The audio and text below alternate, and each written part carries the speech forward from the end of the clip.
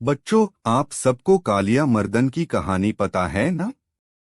नागपंचमी के दिन ही भगवान श्री कृष्ण जी ने कालिया मर्दन किया था और कालिया के पूरे परिवार को रमणीक द्वीप भेज दिया था। आज हम कालिया मर्दन की कहानी सुनेंगे।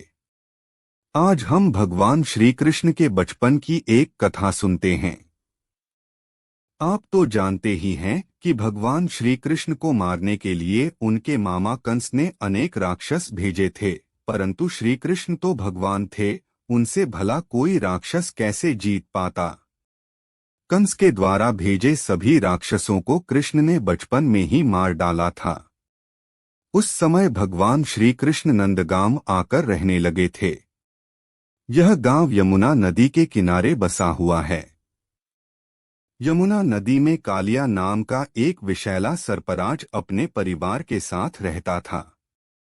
उसके नदी में रहने से नदी का पानी विषैला हो गया था, जिससे गांव के जानवर जब उस नदी का पानी पीते तो विषैला पानी पीने से वह मर जाते थे।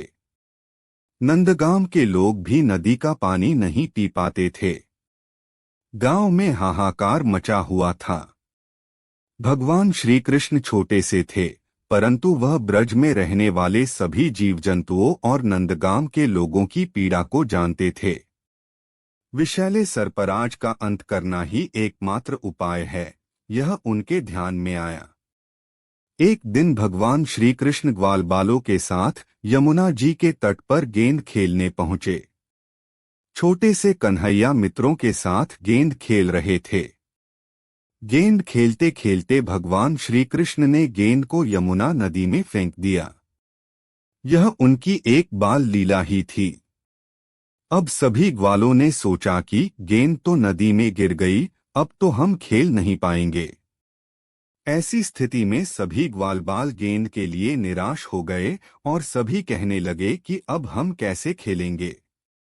तब श्री कृष्ण जी ने सभी ग्वालबालों को शांत करते हुए कहा कि ठीक है, मैं ही यमुना जी से गेंद को निकाल कर लाऊंगा। इस पर ग्वालबालों ने उन्हें बहुत मना किया, परंतु श्री कृष्ण जी तो कालिया का अंत करना चाहते थे, इसलिए वह यमुना नदी में कूद गए। सभी ग्वालबाल भयभीत हो गए। उन्हें समझ में नहीं आ रहा था कि क्या करें। कुछ ग्वालबाल रोने लगे।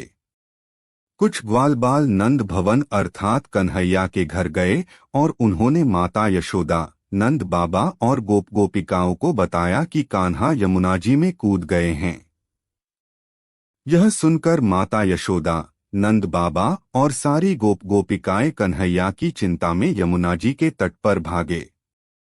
इधर कन्हैया यमुना जी में कूदने के बाद सीधे कालिया के सामने पहुंचे।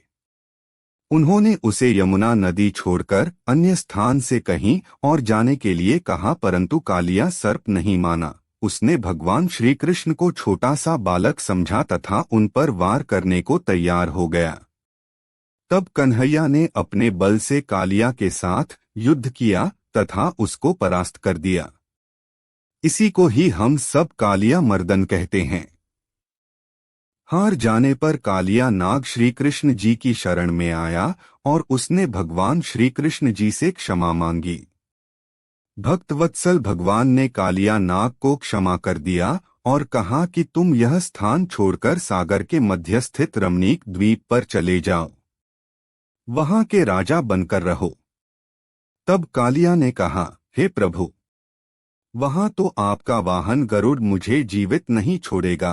तब श्री कृष्ण ने कहा, मैं तुम्हारे मस्तक पर अपने चरणों के चिन्ह बना दूंगा, जिससे वह तुम्हें नहीं मारेंगे तथा वह तुम्हारी अर्चना करेंगे। कालिया नाग ने श्री कृष्ण की बात मान ली। तब श्री कृष्ण ने गेंद हाथ में ली तथा कालिया के मस्तक पर चढ़कर यमुना नदी के जल में ऊपर आ गए। उन्होंने कालिया के मस्तक पर नृत्य किया, जिससे कालिया नाग के मस्तक पर उनके चरणों के चिन्ह बन गए। कालिया के मस्तक पर श्री कृष्ण को सुरक्षित देखकर माता यशोदा, गोप गोपिकाएं तथा ग्वालबाल सभी प्रसन्न हो गए। श्री कृष्ण बाहर आ गए। तब कालिया नाग वहां से सपरिवार रमणीक द्वीप की ओर चले गए। इस तरह श्री कृष्ण की कृपा से यमुना जी कालिया नाग के विष से मुक्त हो गईं और सभी आनंदित हो गए।